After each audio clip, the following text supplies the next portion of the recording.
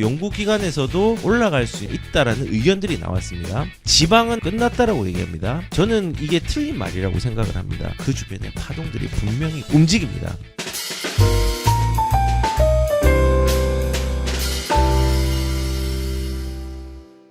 전망은 사람들이 어떻게 하고 있느냐. 탄핵 정국에도 내년 5월부터는 집값 상승의 전망이 나온 까닭은 지금 보시면은 상반기의 약세 이후에 중반기부터 상승 전환 예상, 그리고 전세 시장도 상승세, 그다음에 공급 부족의 주요 원인이 있다라고 얘기를 했습니다. 그러면 이게 얼만큼 좀 줄어드느냐. 내년에 전국에 입주하는 게 26만 3천 가구입니다. 11년 만에 최소라고 하는데요. 입주 물량이 굉장히 작게 나오는 거야. 적어도 30만 이상이 꾸준히 나와야 되는데 그거보다 훨씬 적게 나옵니다. 어느 정도로 나오느냐. 아파트 입주 물량이 올해 대비해서 22%가 감소했다고 합니다. 실질적으로 2021년도, 2022년도, 2023년도, 4년도 비교를 해보면요. 지금 2021년도 대비해서 가장 적게 나오는 시기랑 2021년도랑 비슷하게 나옵니다. 입주 물량이 굉장히 이제 적게 나오는 거죠. 그리고 이 전국 중에서 아까 이제 제가 말씀드린 것처럼 경기도도 입주 물량들이 작습니다. 2025년도. 그리고 부산도 입주 물량이 2025년도 많이 줄어듭니다. 그리고 대구도 지금까지 오버되었다가 2024년이죠. 2025년부터 줄어듭니다. 이제 줄어들기 시작합니다. 그래서 지금 이렇게 공급 물량이 굉장히 줄어들고 대출에 대한 유동성들이 이제 커지기 때문에 사람들은 지금 이렇게 상승 전망을 예상을 하고 있는 겁니다. 그리고 단순하게 이런 부분들이 개인과 유튜버라든지 이런 데에서의 전망인가라고 이제 생각을 해보면은 그건 아니고 연구기관에서도 내년에는 주택 전망이 조금은 올라갈 수 있는 여지가 있다라는 의견들이 나왔습니다. 물론 이거는 의견입니다. 탄핵 절차가 진행되는 가운데 탄핵이 집값에 영향을 미치는 연구에 대한 의견이 나왔는데 주사년이죠. 보고서를 냈는데 탄핵 절차가 상반기에는 하락 요인으로 작용할 것이라는 우려에 대해서는 예전에 우리가 학습을 한 것처럼 두세 달 상승폭이 줄어들다가 곧 회복을 했다. 그래서 그 이후에 중반기 이후에가 접어들면서 강세를 보이고 전약 후강, 그러니까는 상반기는 좀 약하지만은 하반기에는 좀 강한 장세가 펼쳐질 걸로 좀 보고 있다라고 이제 얘기를 하고 있습니다. 그런데 지금 이거에 대해서 그러면 전망이 맞겠구나라고는 생각은 안 했으면 좋겠습니다. 지금의 상황들을 좀 반영을 한 겁니다. 이게 제가 예전에 영상에 보면요. 어떤 영상이 있냐면은 집값에 대해서 사람들이 많이 전망을 하잖아요. 근데 그 전망을 하는 게 현재의 상황을 대변하는 거지 미래를 예측해서 맞추는 영역이 아니라고 얘기를 했습니다. 주사년이 지금 올라간다라고 얘기를 하고는 있지만요. 현재의 상황이 그만큼 하방 악력이 강하다는 현재의 시점들을 저는 얘기해 주는 거라고 생각합니다. 왜냐하면은 과거에 우리가 시장을 보면요. 거래 한패도 부동산 집값이 떨어지지 않는다. 부동산 전문가들이 유망주로 꼽은 거는 2022년도 1월이죠. 요때 사람들이 전망도 많이 하고 주사년도 전망을 했는데 주사년이 전망을 어떻게 했냐면요. 2022년도에 주택 전망 보고서에 따르면은 전국 주택 매매 가격은 2.5%, 전세가는 3.5% 상승할 거라고 하고 서울은 3%와 3.5% 굉장히 많이 상승하는 겁니다. 상승할 걸로 예상했다. 라고 얘기했지만요. 2022년은요. 가격들이 급락했습니다. 못 맞췄죠. 이거는 왜 그러냐? 2021년도에 시장이 좋았기 때문에 그 현재의 상황들을 반영해서 전망을 했다고 저는 생각합니다. 마찬가지로 지금 수도권이 상승을 했다는 건요. 하방 악력이 굉장히 강한 부분들을 얘기를 하는 거고 그리고 전국은 조금 하락할 거라는 거. 지금 전국 시장이 안 좋다는 현재 시장들을 반영한 겁니다. 그렇기 때문에 이거 자체가 맞다라고 얘기는 할 수는 없지만은 중요한 단서 같은 경우는 지금 입주 물량이라든지 대출의 규제들이 어느 정도 해소가 된다고 하면은 이러한 부분이 조금은 현실화될 수 있는 여지도 저는 있다고 생각을 합니다. 저번 시간에도 말씀을 드린 것처럼 불확실성이 해소될 때 움직인다고 얘기를 했어요. 그리고 과거에도 그랬고, 그래서 제가 역사적인 부분들을 조금은 우리가 보는 게 필요하다고 했고, 여기 아까 초두에 보면은 이제 탄핵 국면에서 이제 공급 부족에 대한 문제, 그 다음에 전세, 월세에 대한 부분들이 상승 원인으로 꼽았다고 했잖아요. 전세 시장도 상승세, 공급 부족. 근데 전세가 가격들이 조금은 조심은 해야 되면서 저는 올라갈 거라고 예상이 되는 건 또 뭐냐면요. 우리가 문재인 정부에서 했던 규제들이 완벽하게 해소되지가 않은 상황입니다.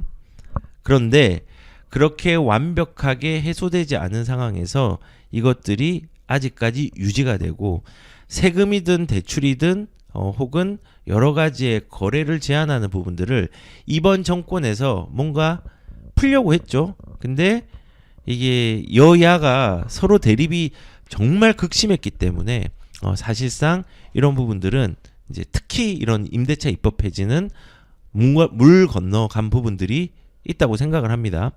예, 그리고 임대 반환 보증률도 126룰을 계속 유지를 하고 임대인들 역전세 감당하기 어려운 시장.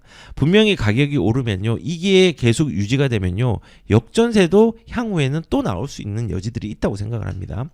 근데 지금 이 전세 시장 자체는요, 지금 전세가가 많이 올랐잖아요. 그러니까는 월세로 이동하는 수요들이 굉장히 많이 늘었습니다. 그래서 월세가도 올랐죠. 그리고 이 월세가 다시 나중에 또 어디로 수요로 이동할까요? 전세로 이동하게 되는 부분들이 분명히 또 내년에 있을 거라고 생각합니다. 왔다 갔다 할 겁니다. 수요는 많은데 공급이 작아지는 현상들이 내년에도 계속 일어날 거니까. 그래서 우선은 이런 전세에 대한 부분과 공급에 대한 부분들이 시장을 가격적인 우상향이 또 일어날 수 있는 이 누적 수요와 결합을 해서 일어날 수 있는 상황들이 이제 생길 수 있다라는 생각이 듭니다. 저는 좀 이런 생각을 합니다.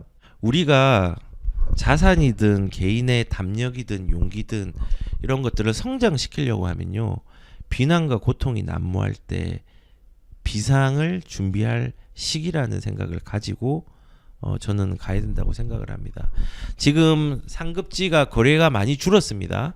그리고 가격들이 신고가가 일어난 데는 아직 있지만은 그럼에도 가격들의 둔화들이 조금 시작되는 지역들도 좀 있습니다.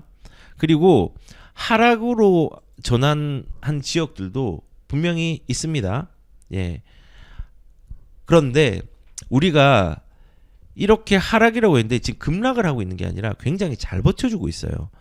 거래량이 이렇게 없는데 가격은 잘 버텨주고 있습니다. 이 어려운 시국에.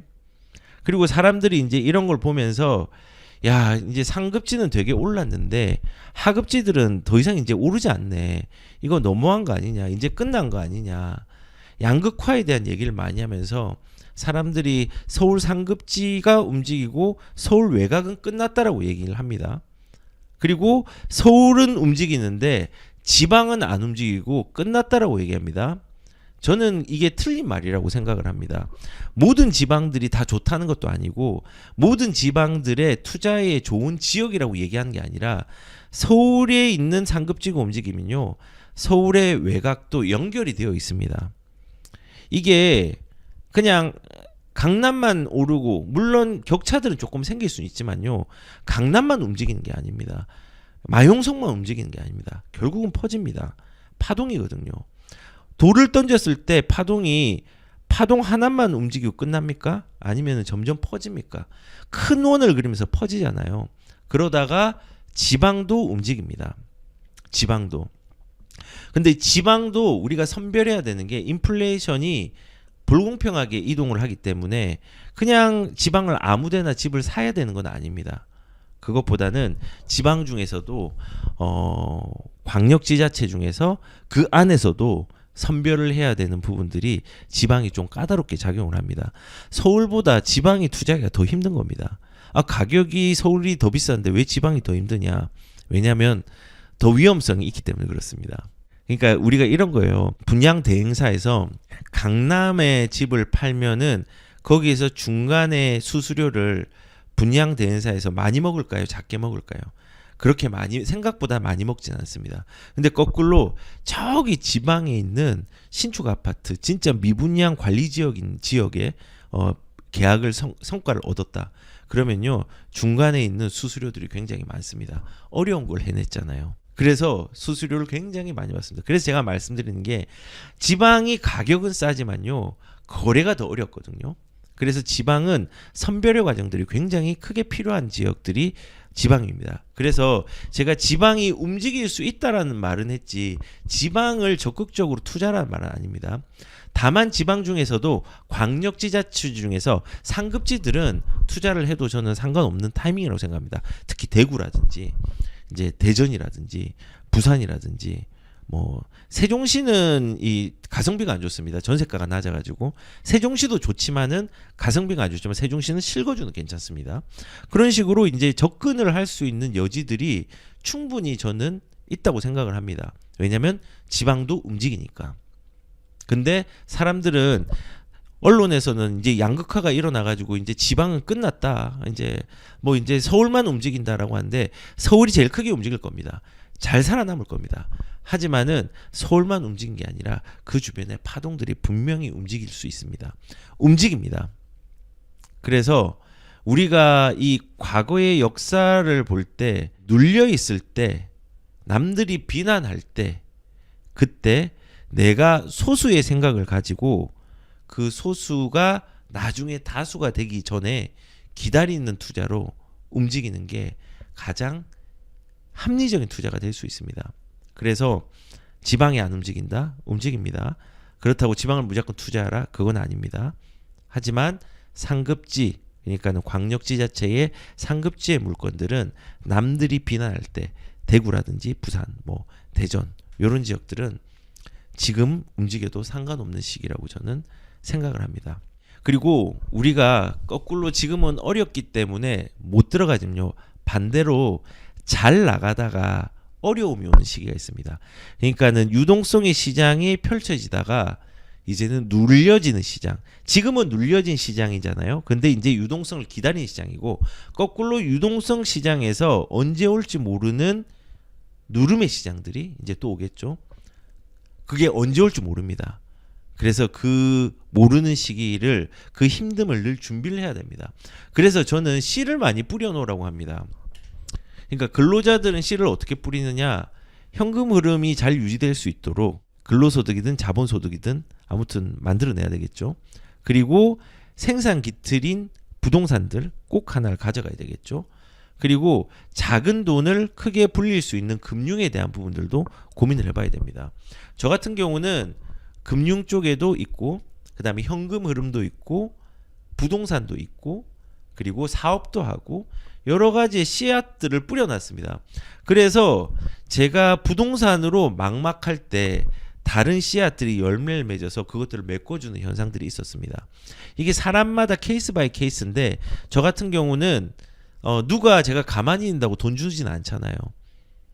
제가 이제 다른 데서 수익이 나오는 부분들이 다행히 감사하기도 있기 때문에 유튜브를 할 수 있는 거거든요. 유튜브에서 수익이 전혀 안 되거든요. 제가 뭐 이제 7만 가까이 되어가는 유튜브가 어떤 뭐 수익이 제 가족들을 먹여 살리는 있는 수익이 나올까요? 안 나옵니다.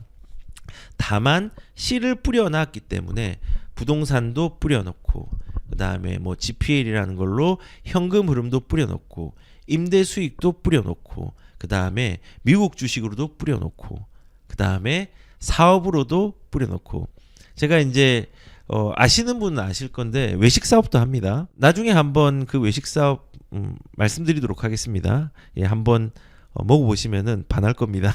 저는 물론 이제 거기서 가끔씩 가서 뭐 이제 일을 좀 할 수는 있는데 많이는 가진 않습니다. 그렇지만은 혹시나 이제 인연이 되어서 거기서 이제 만날 수 있으면은 만날 수 있는 어디서 이제 분당에서 하고 있는데 나중에 알려드리도록 하겠습니다. 예, 그래서 일단은 그런 외식 사업들도 하고 있고 이렇게 씨를 뿌려놓는 거예요. 그래서 우리가 이 어려움이라는 게 유동성 시장에서 이 힘듦의 눌림의 시장이 언제 올지 모르기 때문에 그 시장들을 잘 준비를 하는 것들이 필요하다고 생각합니다. 그래서 씨를 많이 뿌려놔야 돼요. 그리고 우리가 성장하려면요. 방금 비난이 난무할 때 비상할 준비를 할 시기로 삼으라고 했고 거꾸로 어려움이 올지 모르기 때문에 유동성 장애에서 힘듦을 또 준비해야 되는 거. 제가 예전에 이제 역전세가 난무했던 데가 2022년 후반부터 2023년도잖아요. 그때 제가 전세를 맞추는 게 여러 개가 있었거든요. 제가 얼마나 우는 소리 많이 했습니까? 부동산에서, 유튜브에서. 아, 너무 힘들다. 참, 그래도 잘 극복하겠다. 라고 해서 딱 극복한 다음에 어떻게 극복했다. 라고 이제 유튜브로 제가 찍어서 보여드렸잖아요. 그래서 그런 어려움에서 저는 준비를 한다고 했는데 그 어려움이 새롭더라고요. 왜냐하면 그 전에 어려움이 언제 있었냐? 2018년도, 19년도에 있었거든요. 왜 있었냐? 그때도 똑같이 역전세였습니다. 또 역전세가 하나였냐? 여러 개였습니다. 그래서 그때 또 교훈을 받아서 안 되겠다. 나는 그때의 어떤 고통들을 조금은 덜기 위해서 준비를 해야 되겠다. 준비를 했습니다. 준비를 했는데 자산의 규모들이 그때보다 커졌잖아요. 그러니까는 내가 생각한 것 이상의 또 규모의 어려움들이 온 겁니다. 그런데 다행인 거는 씨를 뿌려놨기 때문에 그 뿌린 씨앗들이 자라서 다른 것들을 메꿀 수 있는 상황들을 또 만들어 놨던 겁니다. 자, 두 번째는 이런 어려움이 언제 올지 모르기 때문에 늘 이 힘듦을 준비해야 되는 씨앗을 뿌려놓으라고 얘기를 했습니다. 그리고 세 번째는 우리가 성장을 하려면요. 규제가 영원하거나 상승이 영원하다는 생각들을 절대로 하시면 안 됩니다. 자, 우리가 지금 요걸 또 보시면은 이게 이제 어떻게 될지 기추가 주목됐는데 4년 반 묶였던 잠실, 그다음에 삼성, 대치, 청담, 토지거래 허가구역이 풀리나 재지정심이 앞당긴다.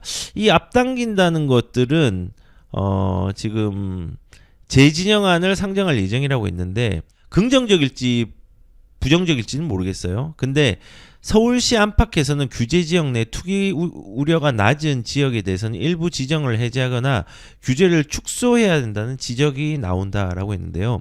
결국은 이게 해제가 될 건데요. 정부에서 마음만 먹으면요. 이거 영원히 토지거래 허구구역 지정할 수 있습니다. 토지거래 허구구역은요. 최대 연장해가지고 5년까지 지정을 할 수 있습니다. 근데 4년 반을 묵었잖아요. 그러면은 이제 5년이 다 되죠. 그러면은 이제는 지정을 서울시에서 지정을 한 이 부분들은 지정을 이제는 못합니다. 그런데 되게 재밌는 거 뭔지 아십니까? 이 지정권자가 서울시장도 있고요. 국토부도 있습니다. 국토부에서 다시 5년을 서울시가 끝나고 국토부에서 만약에 한다고 하면은 지정이 또 5년 최대 할 수 있습니다. 그리고 이 5년이 끝났잖아요. 그리고 나중에 이 국토부가 못하는 거를 서울시가 하면 또 서울시가 5년을 또 할 수 있습니다. 영원히 할 수 있는 거예요. 근데 영원한 건 없습니다. 분명히 지금 시장이 좀 안 좋아지는 시그널이 있기 때문에 아직까지 이 잠실, 삼성, 대치, 청담은 시장 아직 좋지만은 요게 이제 언젠가는 풀립니다. 왜냐하면 거래를 막고 있는 악법이거든요.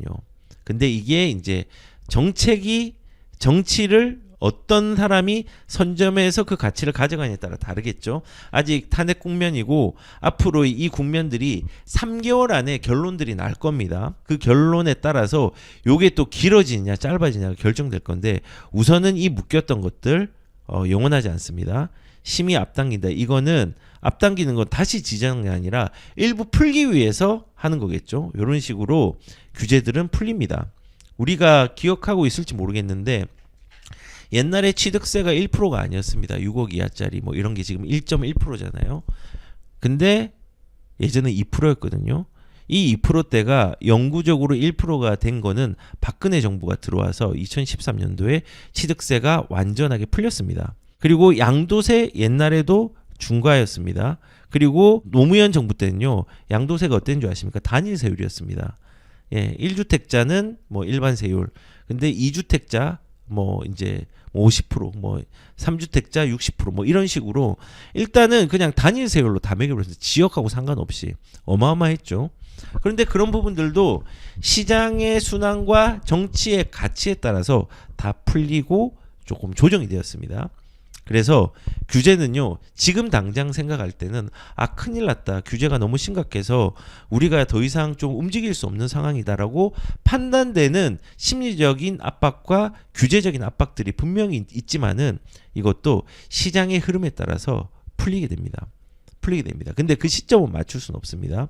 근데 만약에 정치적인 가치가 지금의 자유의 가치가 아니라 공동의 배분으로 된다고 하면 탄핵의 결과에 따라 다르겠지만은 저는 개인적으로 탄핵에 대해서는 최악과 차악이 있으면요 차악을 선택하는 게 맞다고 생각을 합니다. 네. 그리고 정치를 하시는 분들이 다 마음에는 안 들잖아요. 왜냐하면은 다 문제가 조금 있습니다. 예, 뭐 제가 판단할 그건 아니지만은 근데 우선은 저는 개인적으로 거래의 자유가 존중되는 시장이 만들어져야 된다고 생각을 합니다. 그렇지 않으면은 나중에 다주택자가 좀 힘들어지는 위험해지는 왜 위험하냐 버티기가 힘들어요. 저도 세금을 문재인 정부 때 엄청 많이 냈습니다. 근데 그거보다 더 심하게 낼 수 있는 여지들이 생기게 되겠죠. 근데 그 위험을 버틸 수 있는 위험만 있으면 그거는 이제 자산을 크게 올릴 수 있는 기회는 될 수 있겠죠.